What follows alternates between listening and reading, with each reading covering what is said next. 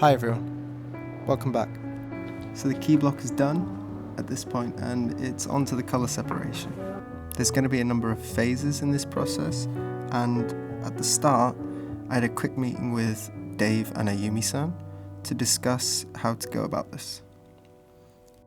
Dave suggested we start with some base colours that we can identify for sure, and then come back for some test printing and get some more information that way to proceed with the colour blocks. So they're underneath these trees, which are not really green. You think it's no, faint enough that they're not okay? under these trees. Number four we've been calling. It's not underneath these trees need to be cut out. Oh. You can see it clearly here because the gradation, the green's much stronger down the bottom. Okay. The first job is to take some impressions to make some colour separations. There is going to be lots of colours here, and I can't show you them all. So the plan is to show you some highlights and talk about some reasoning along the way.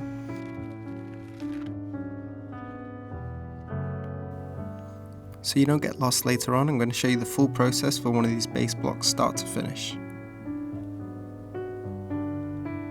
So hopefully later when I'm jumping around, you have a better sense of the process.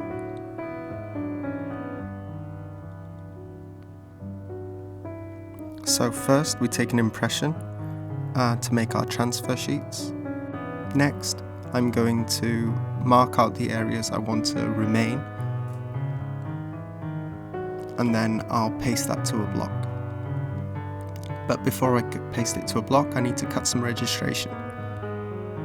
This is to make sure that the colours are going to line up with the black lines from the key. It's good practice to keep the hikitsuke, this left mark on the side here, in the same place on all the blocks.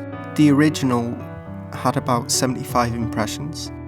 Each time the paper is pressed into the mark there, it's going to get squished and the paper will stretch and expand a little bit.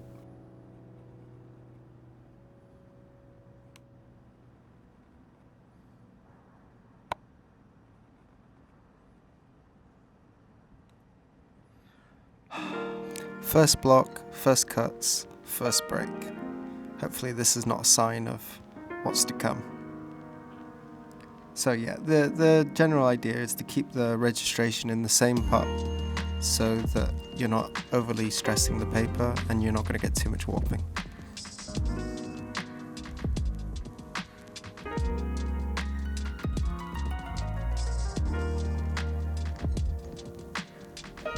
Next I glue the paper onto the block to get ready for carving.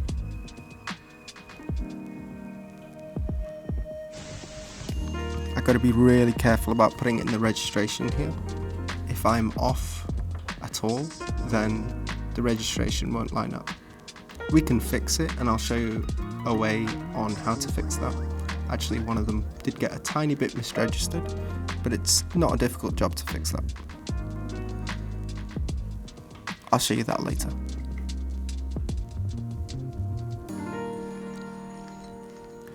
Another problem is the expansion of the paper. I've got to be really careful that the paper doesn't expand. And so after placing it down, I give it 5 minutes for the glue to dry a little bit. And then I rub down one side towards the registration. So the idea is the paper is expanding into the registration and not away from it.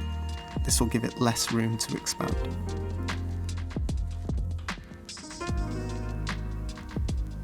After I carve all the lines, I take some U-gouges and some big flat chisels and I'll clear away all the waste wood.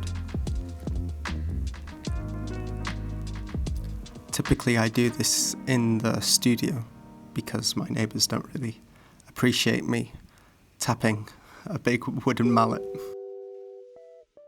The process for clearing is exactly the same as I outlined in the first video. So if you haven't seen that, link in description.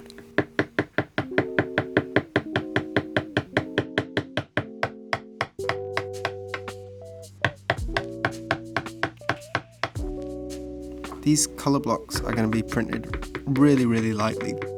These are the base tones for the colour, and they won't really be visible in the print, but without them, the prints would seem very flat. These blocks are really crucial. There are a couple of areas on this block that I really wish I hadn't removed. There are little Senshafada marks, stickers that they've put on the temple that I thought would be best if I took out. I wasn't 100% sure how dark these bases were going to go. I moved them off both of the base blocks, and later I'll have to recarve some subtle shadow tones to go on top there.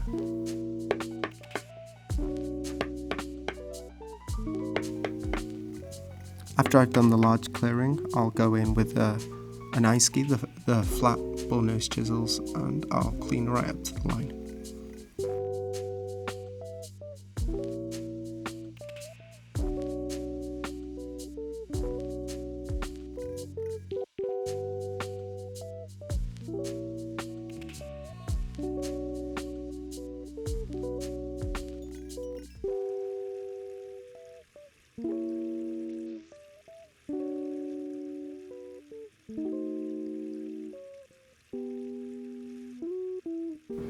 And then it's on to printing.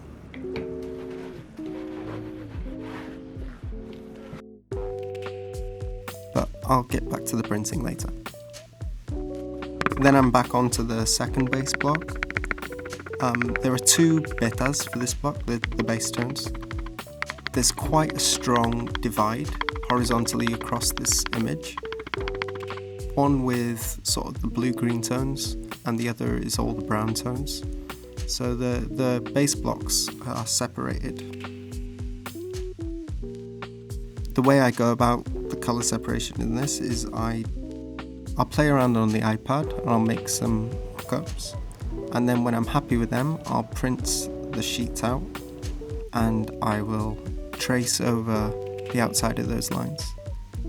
On this block there's actually lots of areas where the colour is not defined by the key block, and so all those lines, first I trace over them in pencil, and then I take a super fine liner and I mark them black.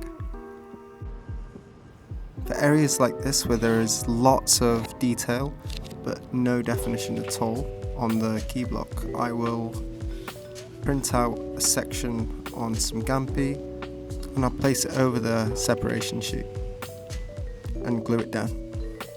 Ideally I'd be using a thinner Gampi and I could see the key lines underneath, but I only had thick Gampi at the house, and so I cut some registration marks and I lined it up that way.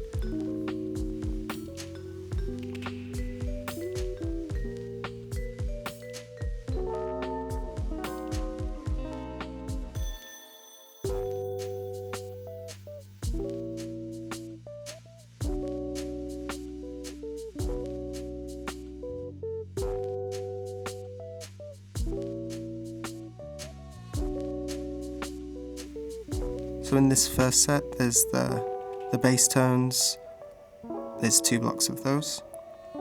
Then there's a block that covers all of the trees, but not the trunks. A couple other blocks for the trees and 2 for the reds in the temple. These are all colours that I was pretty confident about, which is why they're in the first section.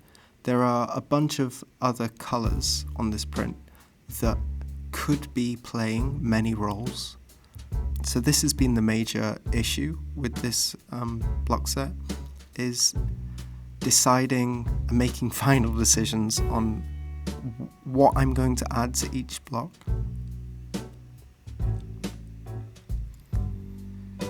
So a lot of this process has been really tracing, having a think, looking at different originals, different colorways made of this image, and seeing if I can back engineer where these colors are going.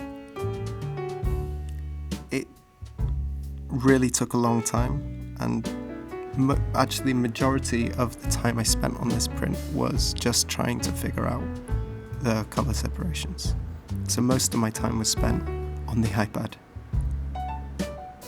I mean, weeks went by with no carving, just thinking, tracing, thinking again, tracing differently. Consolidating the blocks is really important. It not only reduces the amount of wood, so the cost of the wood, but it also reduces the cost for the printers and the work for the printers. If they can do something in one pass rather than two, that's going to save them a bunch of time, and it's also going to make the print cheaper. A block like this, for example, I have tried to add the base for the tree and the walls onto the same block. The problem with this is if a printer would like to go darker on one area, their hand is forced into getting it darker on the second area. And this is not always something. The more I consolidate the blocks, the less freedom the printers have. So anytime I'm consolidating colours like this, I need to make sure that, I need to be 100% sure, because it's really reducing the freedom for the printing. So this is another thing that's a real struggle in this process. And yeah, that sheet of paper ended up getting scrapped.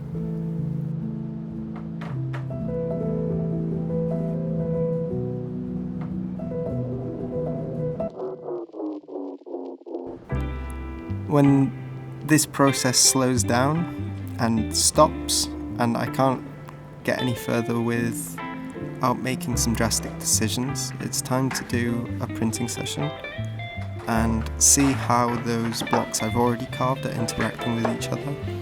This really gives me a better understanding of how the subsequent blocks are going to play. バリエーションつけてもいいけど、色ちょっと入れてみます？青より茶色の方がいいかな。I just want to say a big thank you to Ayumi-san. She was fantastic in this, and she really, we worked really well together on this. She had an idea here to put some brown into the key block to soften it up a little bit, and yeah, you can hear the response. 結構茶色になっちゃったけど。あ、でもこれはこれで可愛い。おー、素敵。ねえ、すごい茶色可愛くないですか？あ、可愛い。可愛い。全然柔らかい。そう、すごいいいよ。こっちの方が良くない？ We're definitely going to take this through to the final print. Here we go again with those betas. You can see that we got a light blue and a light brown. These are a little bit dark here. Don't judge the printing at this point. This is just to give us an idea. So in this first test printing, you'll see wild variation in the colours, and that's by design. It was really the more variety I get at this test printing stage, the easier the colour separation will go on from here. Later on, we'll start tightening those parameters. もうちょっと薄い。ね、そうだね。この辺はあれだけど、この辺もうちょっとぼかしがあるだね。ここまで今濃いから、ここまで濃くして、あとこういう風にしてた方がいいね。そうそうそう、ここから。There's also two main versions that we see of this print. One of them has a sort of a morning feel, and there's lots of greens in the back trees. The other one has more of a dusk feel, with much darker blues rather than greens in the back.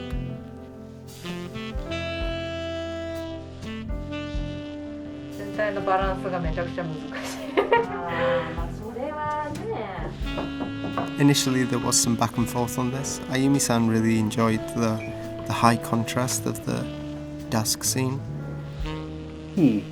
But once we saw the greens on the block, I really thought that was probably a better direction to go in. Final decision won't be down to me. Dave will have the final call on that. But for this first printing, it was really crucial to have lots of variation.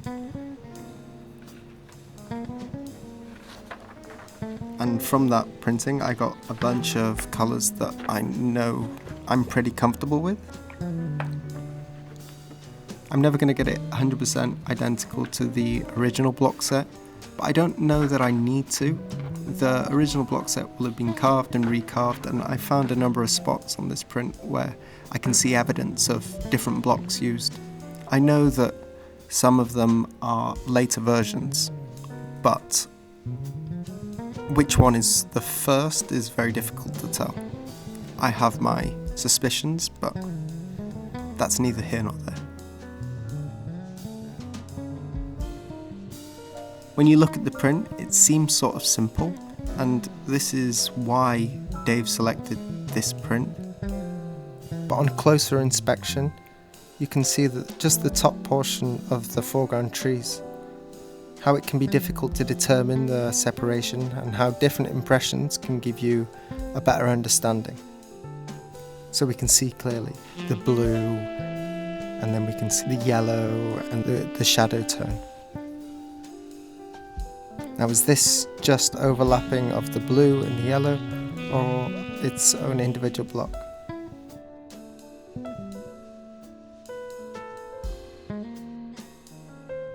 These are just 4 of the 7 or 8 colours that will make up the tree in the foreground. Not to mention the many subtle gradations here that are muddling the water along with aging and matte burn.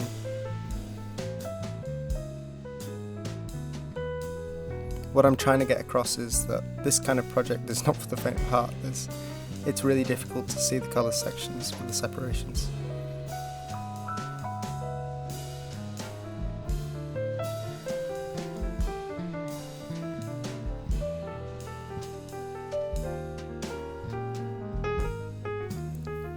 Once I've made a decision and it's carved, it's really impractical to add other sections onto that block unless they're very small.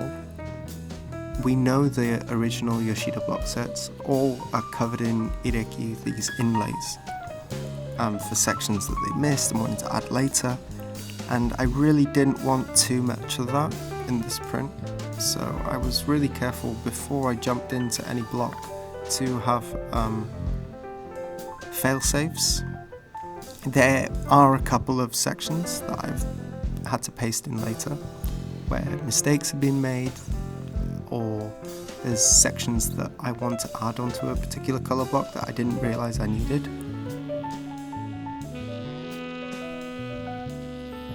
For any areas I was in any sort of doubt, which would be the best block to add it onto, I doubled up. I carved many colour areas that I wasn't sure about on multiple blocks. I played it safe and carved them multiple times. Then during testing we can mask off areas and see where things work best before making a final decision. Removing areas only takes a couple of minutes, but adding them back on can be a really lengthy process. So whenever I was in doubt or had good foresight for any printing issues that may arise, I hedged my bets. A little bit later you'll see me removing some of these additional sections.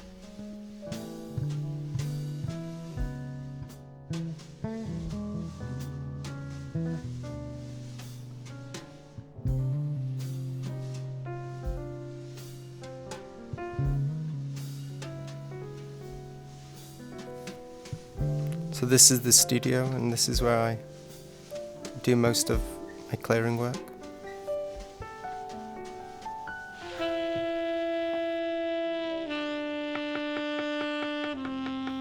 So the process, you're seeing the same things over and over again. It is a repetitive process, but the joy is in finding ways to improve.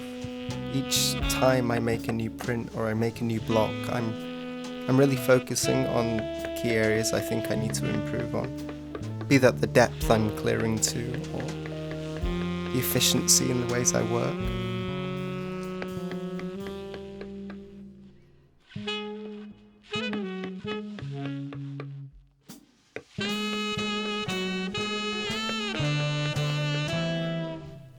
So with an evolving bulk set like this, I don't have all the colours worked out before. It was simply too much, and so with a set that's growing like this, I'm leaving areas of the blocks that I can use for separate colours later on, and I'm not clearing all the way around. But these blocks here, these are blocks that are taking up a large space, and so it's not going to really be possible, based on the design, to fit any other color areas onto these blocks. So these blocks I'm taking all the way to the final clear, and I'm clearing Yubi Sanbo, which is 3 fingers, roughly 3 or 4 fingers around the edges. And when I do this, it's good practice to try and get these blocks as smooth as possible.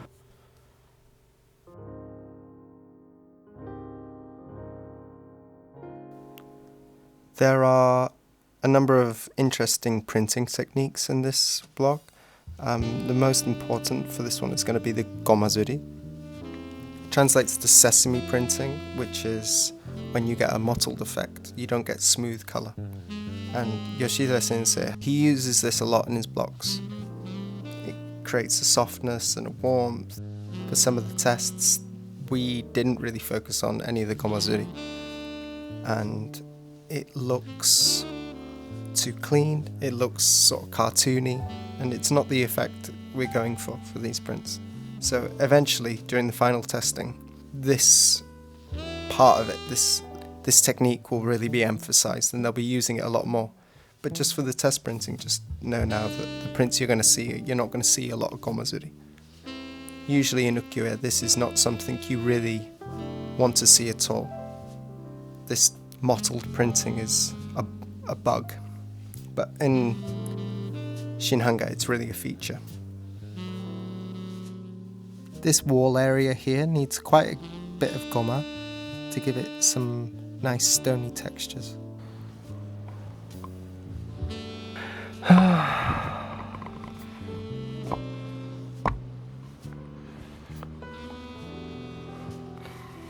Printers, I'm sorry.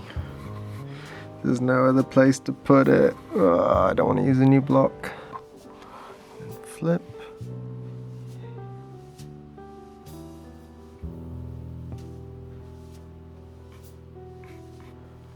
The back side of a printing area. So for a right-handed printer, that's the right side. Needs to be cleared a little bit wider, but the front side of the brush can be safely placed much closer to another printable area. That's because you have much more precision and control with the brush on that side. So on this block, I can get away with it because both areas here, the registration are on different sides and the printable areas are to the left of each other on both sections.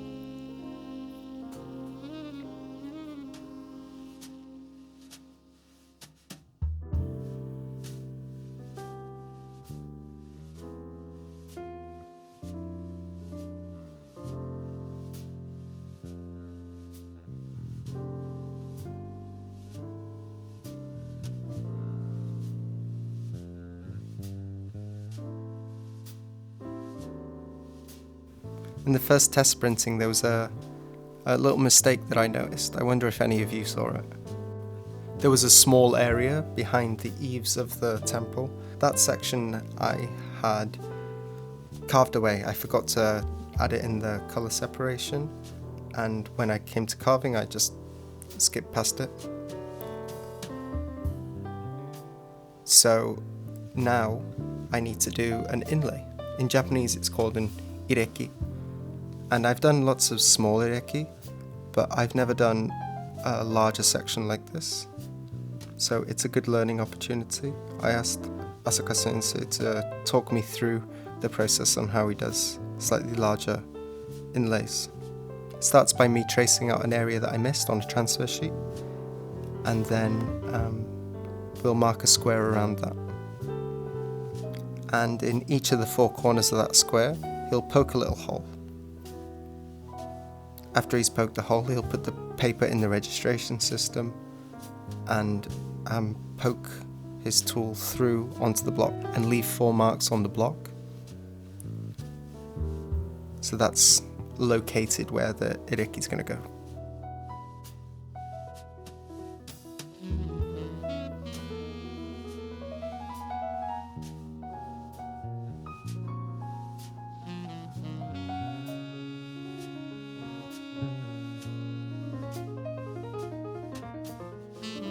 Then with a little chisel, they'll knock around the edges. It's best to have a slight undercut on these. It helps the wood expand into them and lock into place like a key. So it's just a slight undercut.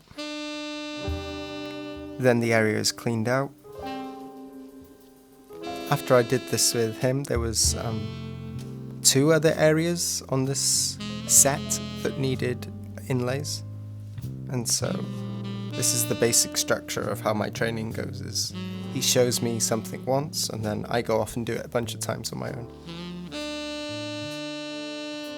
真ん中をね、ちょっとこういうふうに深くする。深くね。板をいった時に真ん中高いところぐらぐらするからね。He's explaining here. It's important for the center of the clear out there be curved. If you have a high spot there, the inlay will rock. So the center should be carved a little deeper.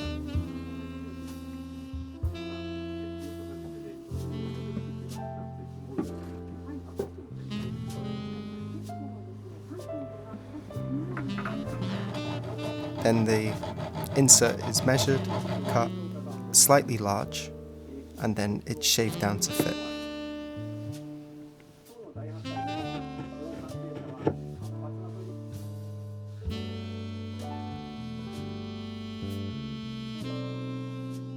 The insert then goes into the block, and it should be a really tight fit.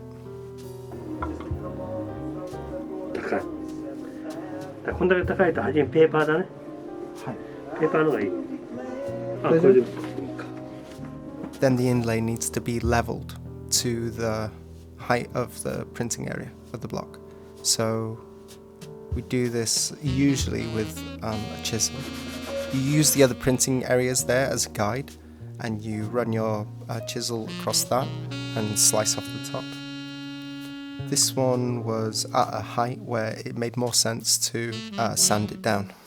And so you protect the printing area and use a block of wood to flatten it down. It's really easy here to round off those edges. If the area is at a different height, it's going to print maybe with more intensity, or it's going to press further into the wood, or if it's too low, then you're just not going to get a good impression at all. So after it was sanded down, I carved and then cleared it away.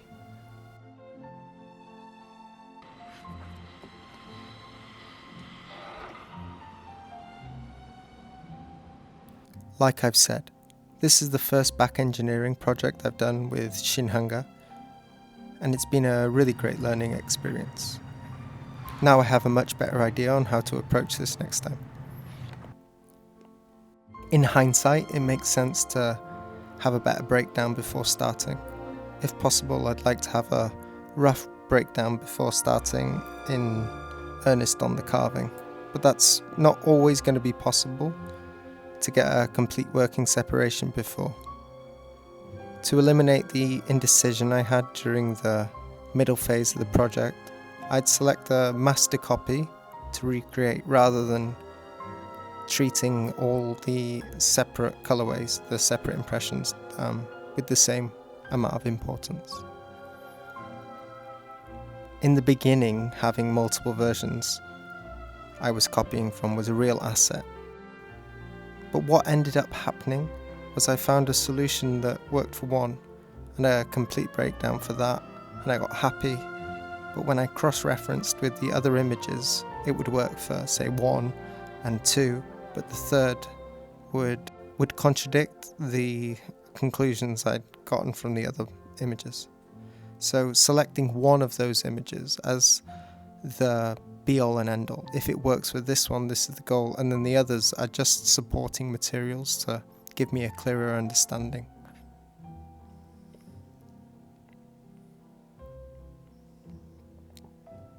In small doses, looking at other reference is really, really helpful, and especially at the start when I really don't have a clear understanding at all.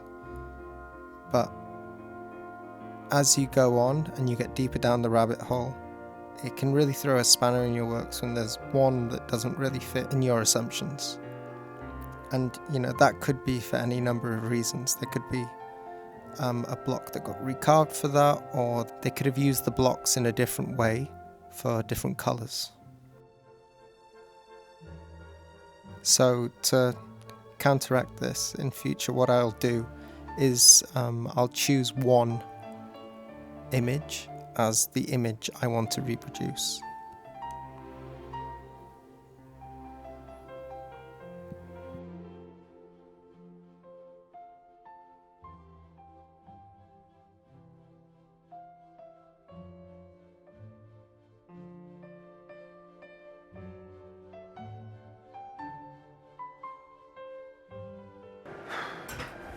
I've got to move it.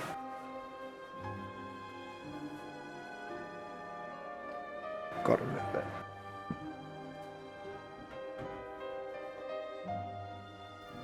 Here on this block I've pasted a separation that I made, but it's not been carved yet. I'm trying to find a place to put other transfer sheets that I've made, but I'm running out of space and I don't want to bloat the size of the block set. The reason I've already pasted it down is because after a transfer sheet has been taken, it's best to glue it as soon as possible. The moisture in the air is in flux, and the paper can breathe and swell and expand. So if you take a transfer sheet on a dry day, and the next day is very humid, the paper size can really change. So if you then take that sheet of paper and paste it down, the overall image size is much too big, and the block won't be registered.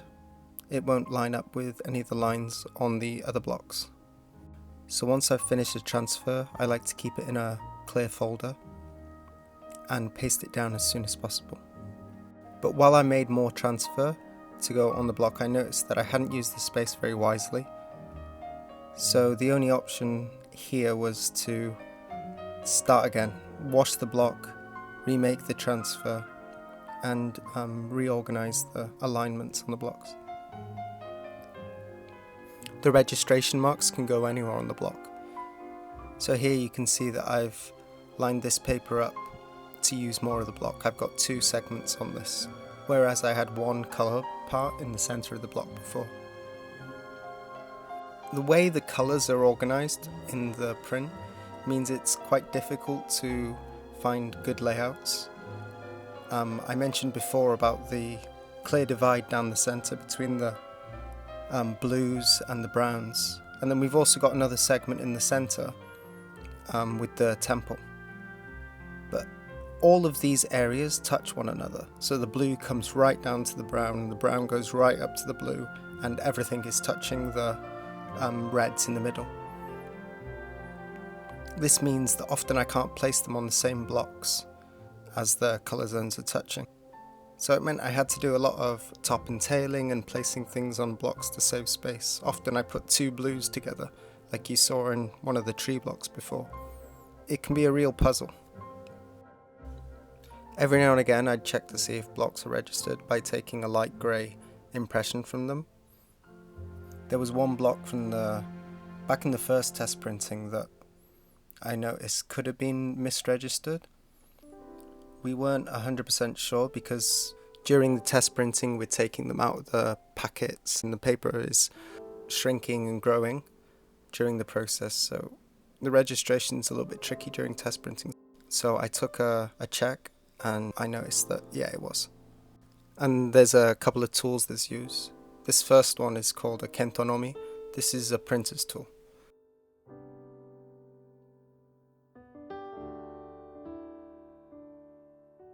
This is how I fix the registration.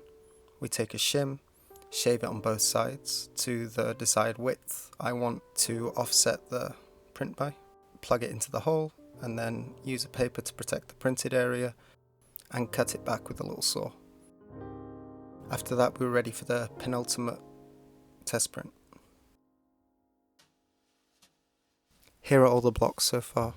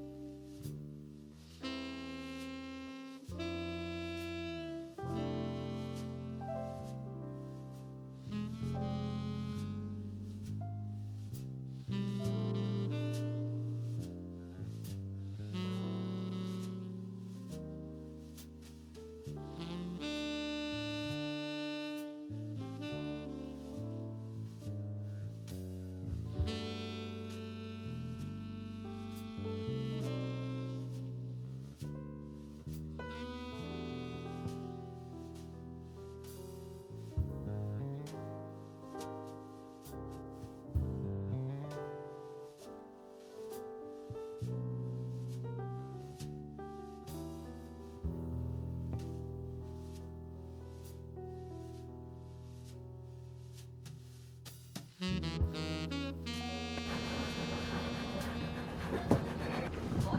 んやってみてね。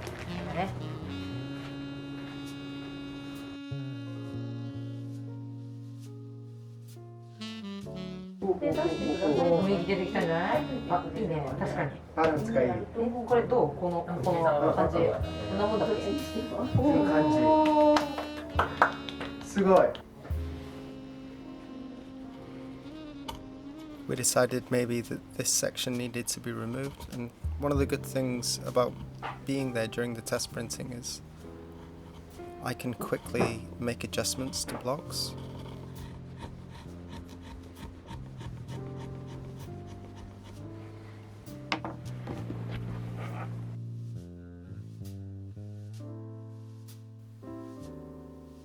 You can see here that she's masking as we go along. After this printing session, we'll make some final decisions and these sections will be removed.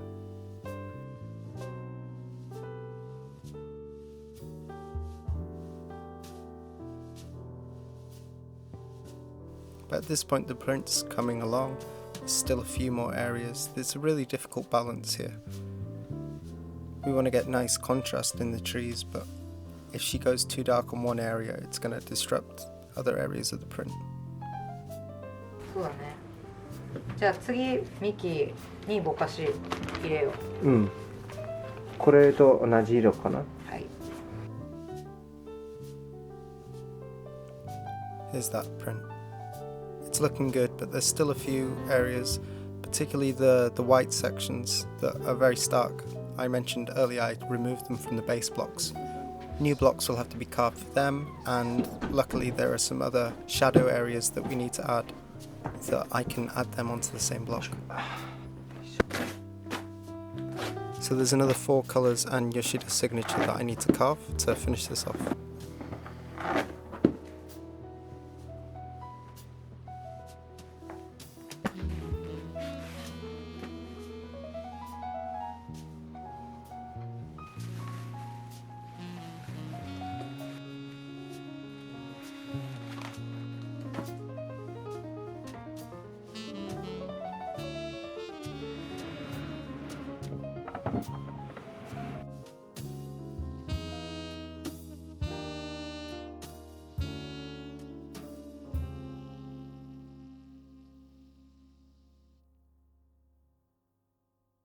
There's a little hill in the back and some outlines of some trees. This will need to be very light, and the technique we're using to achieve that effect is wiping. So we're wiping pigment off after applying it to lighten the colour. But even so, we decided that the lines there, to make it even lighter, it'd be better if they could be carved a little thinner. So I did a few touch-ups on this area. To do this, the knife needs to be really sharp, which is why I was sharpening before. Unfortunately, we just don't have time to go into that in this video. One day, I'll get to it. And then finally, it's removing all those areas that I doubled up. Getting these blocks ready for the finish.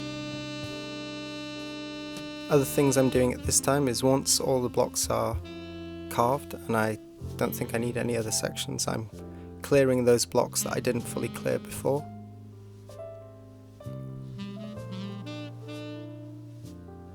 Sometimes the removal process is quite easy. I just mark the section I want to remove and carve it away.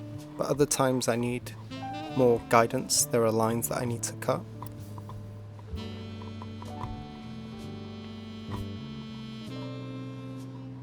So what I'll do is I'll print a sheet on top of that, and that will give me the lines where I can cut to.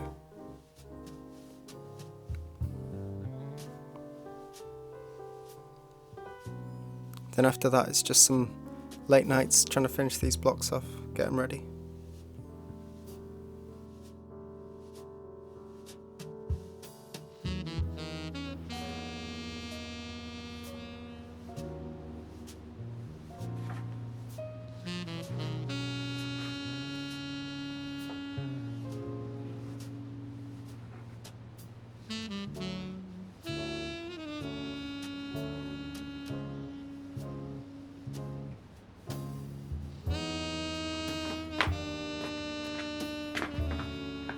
final block I'll make for this is Yoshida Sensei's signature, and you'll see I clear this very roughly so I can take a quick impression and mark off any areas that I think need to be touched up.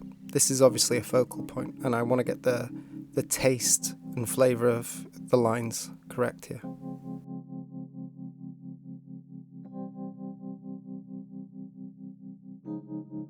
A good printer can't really save bad carving. A good printer will lay down clumsy lines delicately on washi, and there's nothing they can really do to salvage a stamp except printing it a little bit lighter and hoping that people won't see. When both parties do their job well, they create magic, some subtle atmosphere. Like peeking through a veil, you can feel the craftsmanship, the hand of the people who made this object, and the time and effort that went into doing so, while completely immersed in the world you're being presented with. These voices from the people who made it, a distant echo, almost like an aroma baked into the paper. It's a really special feeling to get that from a print. And it's one of the reasons I carve. I'm in awe of what came before me. And selfishly, I want my voice to join that chorus. It's not about legacy, but if I can create something in the future that can elect that kind of response from someone, 200 or 200 years from now, like the artisans in the past did for me, well, I think that would be really cool. Big thank you for making it this far. It took a long time and it was a long video, so I really appreciate it. And to all of you who commented on the last video, just amazing. It was really motivating to hear all your nice words, and it's made me really want to pursue this further. So I hope I can create some better content in the future. I know the audio quality was not so great on the first video. I do plan on re-uploading that once the series as a whole is finished. It's now in the final stages of test printing, and after that it will go into full production. The next video will be all about the woodblock set. I'll show you all the blocks, and I will talk to you about the printing. We're going to get some more focused printing. That's it. Yeah, stay tuned. It shouldn't be too long, and thank you again. Happy carving. Peace.